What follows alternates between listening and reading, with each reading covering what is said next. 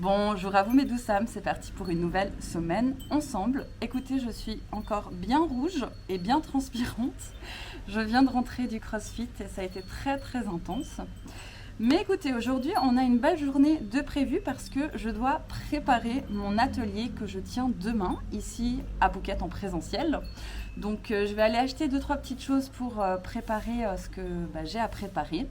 Et je vais vous prendre un petit peu dans la construction de ce que je vais proposer et pourquoi je le propose. Mes belles âmes, je suis en train de travailler sur ma terrasse et je viens de terminer la guidance de la semaine. Donc c'est des guidances canalisées que je propose gratuitement sur mon compte Kera.holo-éthique. En story d'ailleurs, si vous voulez y participer, c'est gratuit, c'est avec grand plaisir. Et en fait, je propose ça pour donner des axes de réflexion à chacun et à chacune, si évidemment vous y participez. C'est-à-dire que je vais utiliser souvent des cartes de ce type-là, avec des illustrations et quelques mots-clés, donc ça c'est des oracles, mais j'utilise aussi des fois le tarot, et des fois j'ai besoin de combiner les deux pour transmettre les messages. Quand je parle de canalisation, c'est-à-dire que je ne vais pas me référer à un livret, comme on peut peut-être le constater avec des oracles où on a un livret avec une symbolique, une signification. Très souvent, je vais utiliser les illustrations ou les mots-clés, donc je vais plutôt me focaliser, on va dire, sur des méthodes de psychotarot pour les personnes qui connaissent un petit peu le milieu de la tarologie.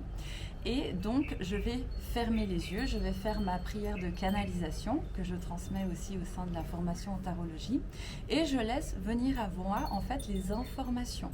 Évidemment, quand je transmets ces informations aux personnes qui participent, je leur demande toujours qu'est-ce qui résonne pour vous. Parce qu'évidemment que parfois, il y a besoin d'aller un petit peu rechercher. Des fois, ça arrive aussi que les personnes me fassent un retour pendant le week-end en me disant « Ah, mais le message que j'ai reçu, il faisait pas totalement sens et tout d'un coup, il a pris sens durant ma semaine. » Donc, ce n'est pas pour prédire l'avenir de qui que ce soit, c'est juste pour avoir des axes de réflexion, pour avoir une petite guidance et pour pouvoir se focaliser sur quelque chose pendant la semaine.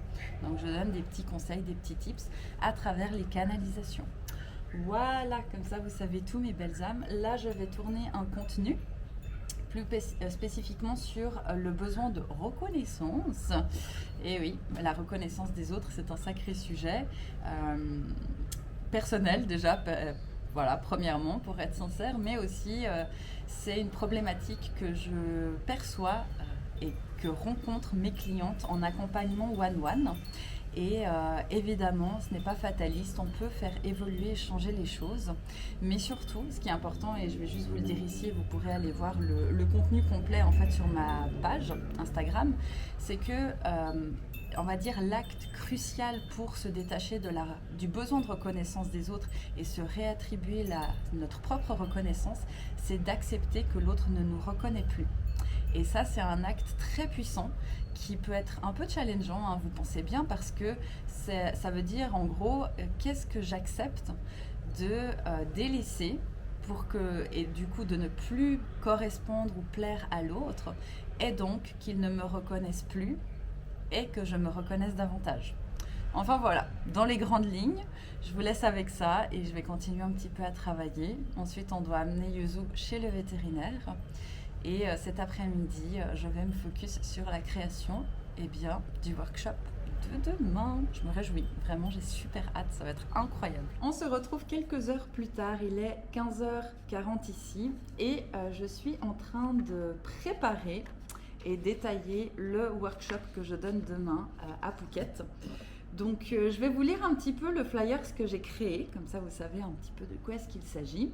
Je dois dire que c'est le type d'atelier que je pouvais aussi proposer en Suisse, mais maintenant que je vis en Thaïlande, évidemment, c'est plus simple de le proposer en Thaïlande. Donc pour chaque workshop, je mets toujours une thématique. Et ça, c'est important pour qu'on sache déjà où est-ce qu'on va. Et ensuite, on va détailler évidemment ce qu'on va y faire, quelles sont les pratiques, qu'est-ce qu'on aborde comme sujet, est-ce qu'on discute, est-ce qu'on fait quelque chose, etc., etc. Donc là, le thème, c'est renouer avec ta part spirituelle, car elle détient la clé essentielle pour te reconnecter à toi-même. Donc, ce workshop dure environ 1h30.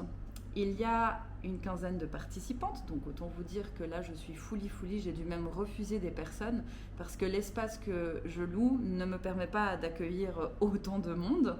Donc je suis très très flattée et du coup ça me rend très très heureuse de savoir qu'il est plein, mais ça me rend un petit peu triste aussi de devoir recaler certaines personnes. Mais ce n'est que partie remise, j'ai déjà prévu un prochain workshop tout bientôt. Donc en fait au cœur de cet atelier, qu'est-ce qu'on y fait? Ça c'est ce que j'ai noté sur le flyer, on va explorer le rôle de l'ego. On va plonger dans une visualisation guidée, alors je ne fais pas tout le détail, et on va profiter aussi de se tirer une carte de guidance personnalisée. Donc chaque personne va se tirer une carte. Et ça c'est quelque chose que pour les personnes qui ont déjà suivi et participé à des ateliers en Suisse avec moi, savent qu'à chaque fois on se tire une carte personnalisée. Et donc là maintenant mon rôle à moi c'est de définir exactement combien de temps on va mettre pour explorer telle pratique ou aborder tel sujet. Là, c'est dans les grandes lignes, qu'est-ce qui s'y passe. Mais moi, de mon côté, mon rôle, c'est déjà de pouvoir bien répartir mon temps, parce que c'est moi la gardienne du temps, et j'ai 1h30 à disposition, je ne peux pas dépasser parce qu'après, il y a un cours de yoga. Donc j'ai 10 minutes juste pour laisser la salle, ranger la salle, et après, ça s'enchaîne avec d'autres cours. Donc ça sera mon rôle. Mon rôle aussi, c'est de ne pas stresser mes participantes parce que c'est pas agréable du tout. Il faut une forme de fluidité aussi entre les exercices. Et évidemment, ça fait déjà quelques années que je tiens des espaces en groupe, collectif. Donc j'ai l'habitude aussi de savoir combien de temps il me faut pour faire ceci, combien de temps il me faut pour faire cela, etc., etc. En tenant compte, évidemment, que là, il y a 15 personnes. Donc par exemple, je vais mettre un peu plus de temps pour les guidances. C'est-à-dire que les tirages de cartes, par exemple, quand on est 5, 6, 7 participantes, eh bien, je sais que ça va me prendre tant de temps par participante, le temps qu'elles tirent leurs cartes, qu'on fasse un petit débrief rapidement. Là, il y a 15 personnes, donc il va falloir que je jauge combien de temps il me faut pour cette partie-là, qui sera, je dois dire, la partie quand même très importante pour clôturer l'atelier et pour que chaque personne reparte avec son message personnel. Donc moi j'adore organiser, j'adore organiser des ateliers comme ça, mais c'est aussi l'habitude qui fait que je vais vous lire un dernier petit truc que j'ai noté sur le flyers, je vais y arriver. J'ai noté, se lancer dans une quête pour se rencontrer soi-même est l'un des plus beaux voyages que l'on puisse entreprendre. C'était la petite phrase de clôture. Donc écoutez, je vais terminer ça. Ensuite, j'ai un call avec une amie parce que, comme je vous disais, on est en train de dégommer plein de trucs. Donc on va se tirer les cartes, on va discuter, on va faire le point sur tout ce qu'on a déjà conscientisé, compris la semaine dernière, enfin même les 2 dernières. J'ai l'as des épées et le chariot. Et toi? Ah, elle est belle, j'adore, 9 des deniers. Bonjour mes douces âmes, on est mardi, il est 7h05 environ. Et devinez où je suis. Mon Dieu, qu'est-ce que ça fait du bien.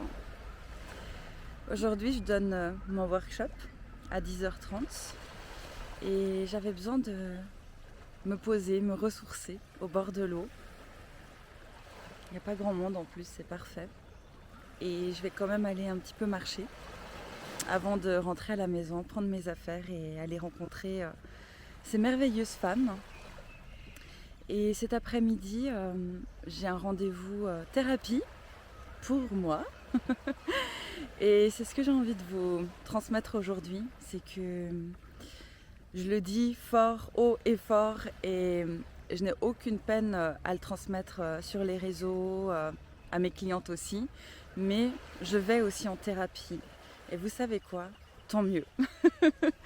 Parce que, à mon sens, si on rencontre des blocages, des peurs, si on ne se sent pas aligné avec sa vie, si on porte encore plein de traumatismes, et même au-delà de ça, on porte du transgénérationnel, on a des conflits aussi. J'ai des clientes qui ont des conflits avec leur famille, avec des amis, ou des conflits avec elles-mêmes, des conflits internes. Eh bien, sachez qu'à mon sens, ce n'est pas possible de régler seul ce genre de problématique. Il y a besoin d'un ou d'une professionnelle. Il y a besoin d'aller en thérapie. Et quand je dis il y a besoin d'aller en thérapie, ce n'est pas une séance miracle qui va tout régler, croyez-moi. Imaginez bien que par exemple, moi j'ai commencé la thérapie, j'avais 24 ans. Ouais, 24-25 ans, même, non, 24 ans. Eh bien, ça veut dire que j'ai porté des choses inconsciemment jusqu'à à peu près mes 24 ans. Donc maintenant, faites le calcul de votre côté. Où est-ce que vous en êtes par rapport à ça? Et évidemment, le but de la thérapie n'est pas de se replonger dans son passé pour revivre la chose, mais pour changer notre perception. Parce que, par exemple, quand on a vécu des traumatismes étant enfant, souvent c'est relié à l'enfance, alors pas tout le temps, hein, je veux quand même vous le transmettre aujourd'hui, mais par exemple, vous avez vécu un traumatisme dans votre enfance, comment dire ça, le traumatisme, il va se cristalliser à quelque part. Et donc, on va se comporter selon le traumatisme qu'on a vécu, et de façon souvent inconsciente. Et le moment où c'est important d'aller en thérapie, c'est lorsqu'on sent que on se sent bloqué dans notre vie. Quand on ressent des peurs, quand on ressent des craintes, quand on doute de soi, quand on ne se retrouve pas, quand on ne se connaît pas, quand on ressent des conflits, quand on veut de la reconnaissance. Il y a plein de problématiques qui tournent autour de nos traumatismes, qu'ils soient vécus consciemment ou même inconscient. Moi, j'ai pu repérer l'an dernier que j'avais vécu des choses étant enfant, mais que par protection, mon cerveau avait décidé de faire un gros blackout. Donc ça, c'est aussi des choses qui sont traitables en thérapie. Et bien heureusement, parce que je pense que je ne m'en serais pas sortie, par exemple, toute seule. Donc c'est pour ça que je trouve que la thérapie, c'est incroyable, parce qu'on reprend notre plein pouvoir dans l'instant présent. On ne peut pas modifier, évidemment, ce qui s'est passé, que ce soit des petites choses ou des grandes choses, mais on peut changer notre perception. Et finalement, je pense que comme beaucoup de personnes, on fonctionne pareil, c'est que on va essayer d'enfouir davantage. On ne veut pas que ça remonte à la surface, que ce soit les émotions, que ce soit les souvenirs, sauf que c'est quand même présent. Et je suis certaine que vous voyez de quoi je parle. Et le problème, c'est qu'on va vivre avec ce poids qui va en fait façonner notre vision de la vie, qui va façonner nos comportements, qui va façonner nos relations, jusqu'à un moment et un certain point se dire, eh bien en fait, je suis façonnée par quelque chose que je porte. Et le but de la thérapie, c'est de ne plus porter ce poids, de pouvoir l'ajouter à son vécu. Donc ce n'est pas d'effacer son passé ou ses émotions ou certains événements, mais plutôt de l'ajouter à son vécu. Donc il y a une forme d'acceptation et de résilience à un moment donné dans la thérapie pour pouvoir faire dans l'instant présent différemment, pour fonctionner différemment, pour que ce soit plus aligné, plus juste en fait, simplement pour nous. Et évidemment, à mon sens, quand on commence un chemin thérapeutique, un cursus thérapeutique, eh bien, on va toujours aller un petit peu plus loin. On va se détacher, dépouiller de quelque chose pour rejoindre une partie de nous qui est plus alignée, plus juste. J'avais simplement envie de vous transmettre ça vu que j'ai mon rendez-vous thérapie. Et j'ai envie de vous dire aussi que c'est une preuve de courage et de force que d'aller chez un thérapeute ou une thérapeute et d'aller se déposer dans cet espace avec ce qu'on est, ce qu'on a été et ce qu'on porte. Et c'est tellement beau, moi je le vois dans le chemin et dans ces cursus avec mes clientes, de voir à quel point oui, ça peut être des fois un peu confrontant d'aller dans ses propres réalités, dans ses émotions, à l'intérieur de soi, se rendre compte aussi de certaines choses. Mais en même temps, c'est hyper libérateur parce que si on ne prend pas conscience de ces mécanismes, de ces blocages, de ces traumatismes et de l'impact qu'ils ont dans notre présent, eh bien on ne peut pas les modifier. Et on va vivre une vie avec des peurs, avec des blocages qui en fait nous empêchent de vivre pleinement.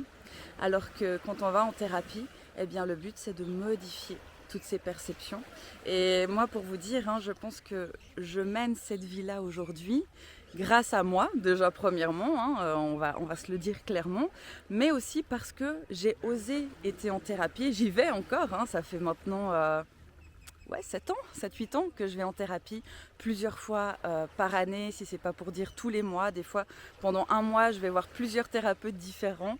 Et c'est ça que j'aime, c'est que du coup, je vais pas pour régler tous mes problèmes, non pas pour ça, mais simplement pour déjà voir ce qu'il se passe, pour reprendre mon propre pouvoir et pour me reconnaître davantage. C'est le but en fait, tout simplement, de pouvoir se dire là en fait comme je fonctionne, ça me bloque.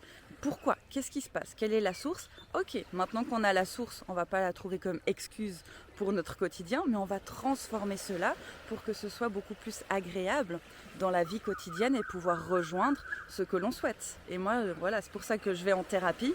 C'est vraiment un moment que je m'offre à moi-même et où je vais découvrir quelque chose sur moi, où je vais reprendre mon plein pouvoir, où je vais pouvoir aussi me détacher, faire des liens, me relier en fait avec moi-même. C'est vraiment un renouement. Voilà mes belles âmes, écoutez, je vais vous filmer un petit peu la plage et ensuite je vais prendre le temps de méditer un petit peu et aller marcher.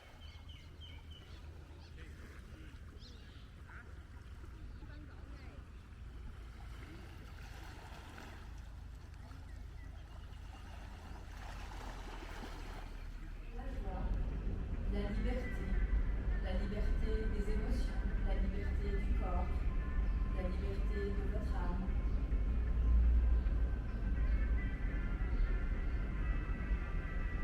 Et sentez comme c'est agréable.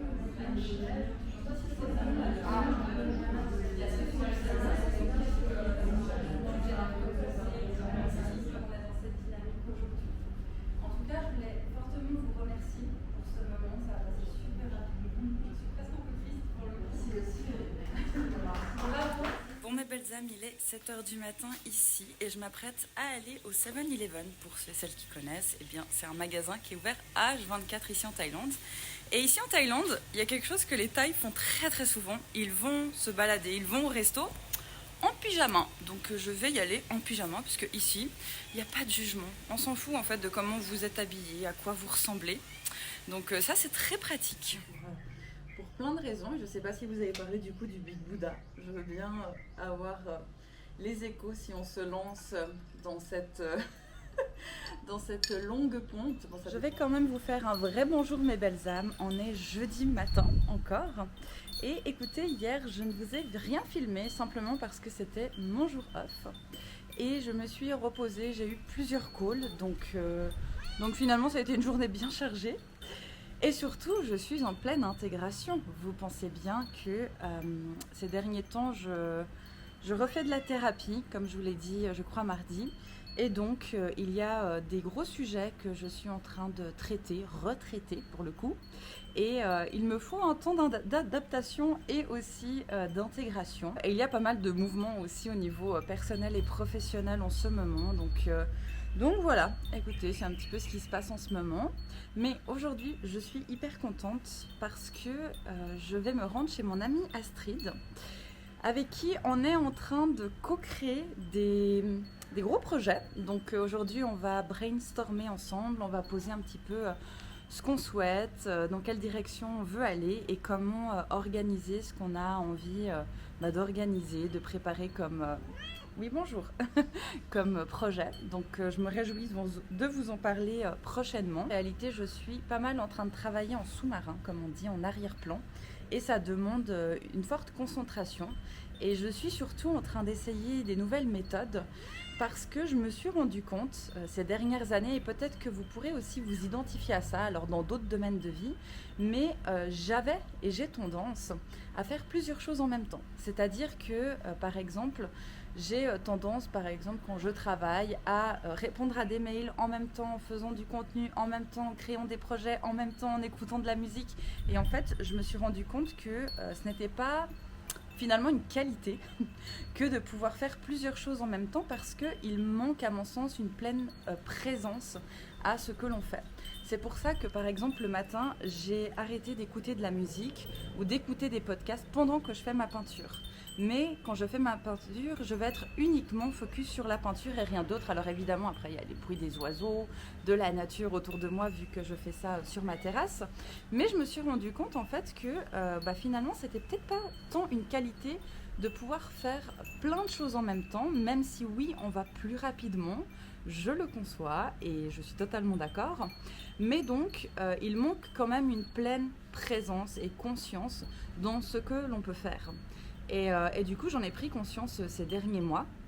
Et là, je suis en train de mettre en place ce qu'il faut pour être pleinement consciente et présente à en fait, ce que je suis en train de faire ou être finalement.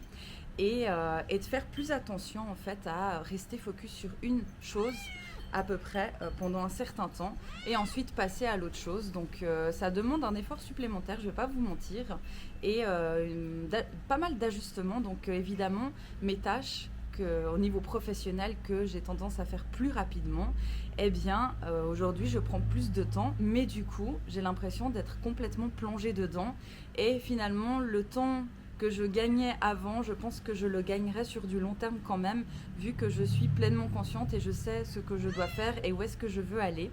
Et je ne suis pas trop dispersée. Donc dites-moi d'ailleurs comment ça résonne pour vous. Est-ce que vous aussi, vous avez tendance à faire plusieurs choses en même temps? Alors que là, l'autre petite, elle a réussi à monter ici. Eh oui. Bon mes belles âmes, il est bientôt 19h, on vient de terminer le travail avec Astrid, on a vraiment bien avancé sur notre projet commun, on y est dessus depuis 10h30, on n'a pas arrêté et je vais vous montrer là où on est, parce que voilà c'est magnifique et je vais rentrer, je vais manger et je vais aller me coucher et demain je vais revenir sur ce projet pour qu'on mette tout au propre et pour que ça puisse se faire, voilà.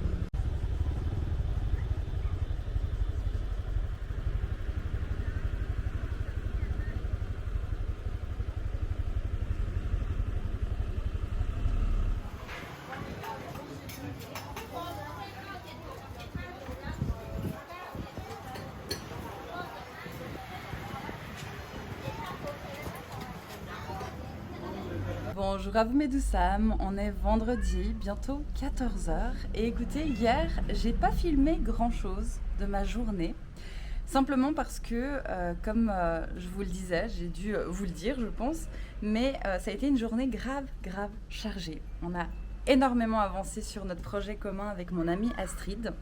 J'ai hâte de pouvoir vous dévoiler de quoi est-ce qu'il s'agit, ce que c'est. Et donc je suis rentrée très tard à la maison, j'étais très fatiguée mais satisfaite d'ailleurs de cette merveilleuse journée et ce matin écoutez j'ai dû travailler sur 2-3 petites choses que je suis en train de mettre en place aussi en amont de mon côté avec mes projets perso. Et là, je m'apprête à rejoindre mon amie Marine parce que je vais enfiler une autre de mes casquettes professionnelles, une ancienne casquette professionnelle. Quand j'avais 17 ans environ, j'ai fait une année de coiffure jusqu'à ce que je me rende compte que j'étais allergique aux produits. Donc, c'était trop nocif de continuer mon apprentissage dans ce milieu. Mais j'ai quand même appris pas mal de notions en une année et donc je vais faire des mèches à mon amie Marine. Donc je me réjouis. Mais sinon, j'avais aussi envie de vous partager quelque chose qui m'est arrivé hier. Je me suis enfin fait arrêter par la police. Oui, vous m'avez bien entendu. Enfin arrêtée par la police thaïlandaise. C'est-à-dire que, peut-être vous avez remarqué, mais je conduis un scooter. Et en fait, quand j'ai emménagé en Thaïlande il y a 3 ans, je n'avais pas de permis scooter parce que j'avais le permis voiture, donc j'ai fait mon permis international pour la voiture, mais je n'avais pas de permis scooter. Et il faut dire que quand j'ai emménagé en Thaïlande, eh bien, j'avais besoin de liberté et d'indépendance. Donc pour moi, c'était totalement logique que j'aie un scooter, que je conduise un scooter, même si je n'avais jamais fait ça auparavant. Donc ici en Thaïlande, malheureusement, heureusement, c'est possible de conduire un scooter sans permis. Et donc, il faut dire que le 2e jour de mon arrivée en Thaïlande, eh bien, j'avais un scooter à disposition. Donc, je n'ai pas vraiment appris à conduire à part... voilà, j'ai appris sur le tas, comme la plupart des gens ici en réalité. C'est pour ça que je dis malheureusement, parce qu'il y a quand même pas mal d'accidents. Mais voilà, il faut être attentif et attentive lorsqu'on est sur la route. Mais surtout, j'ai appris à conduire sur un parking où le monsieur qui me louait le scooter m'avait dit oui, très bien, tu sais bien conduire. Et vu que j'habitais, pour ceux et celles qui connaissent un petit peu Phuket, pas loin du Big Buddha, eh bien, j'avais eu la bonne idée ce jour-ci de me dire bon, j'ai le Big Buddha qui est pas très loin de chez moi, c'était 10 minutes de route maximum. Et je m'étais dit, autant aller au Big Buddha, ça me fera conduire un petit peu sur la route, mais pas sur la grande route. Sauf que pour celles et ceux qui connaissent la route pour aller au Big Buddha, vous savez à quel point c'est une montée sans fin. Ça monte et du coup après ça descend. Et du coup ça a été ma première expérience sur la route. Donc c'est bien, j'ai appris dans le dur. Et je me rappellerai toujours de ce premier trajet jusqu'au Big Buddha avec mon scooter. Mais bon, bref, tout ça pour vous dire que l'an dernier, avec mon amie Camille, on a décidé de passer notre permis de scooter thaïlandais. Et donc, on l'a eu l'an dernier, mais sauf que je ne me suis pas fait arrêter par la police depuis que j'ai mon permis. Donc, je ne l'ai pas assez rentabilisé à mon sens. Et hier, c'est bon, je me suis fait arrêter. J'ai pu sortir pour la première fois mon permis de scooter thaï, pour le coup. Et même que j'ai eu des félicitations du policier, donc c'était très très drôle. Donc voilà, c'était la petite anecdote du jour. Et puis c'est à peu près tout. Après, c'est certain que si vous faites arrêter et vous n'avez pas de permis de conduire, vous risquez simplement une amende, voilà, de 25 francs, 1000 bahts environ, et rien d'autre, voilà. Donc c'est un petit peu la loi ici. Je viens de terminer les mèches à mon amie Marine, elle est allée se rincer les cheveux, et du coup j'en profite aussi pour me faire 2 mèches un peu plus claires devant. Donc voilà, les backstage, on se réjouit de voir le résultat parce qu'on ne sait pas trop encore à quoi s'attendre. Et j'ai dû rincer une partie des cheveux à Marine dans l'évier, dans son évier, qui est là. C'est l'expérimentation, voilà, c'est ça.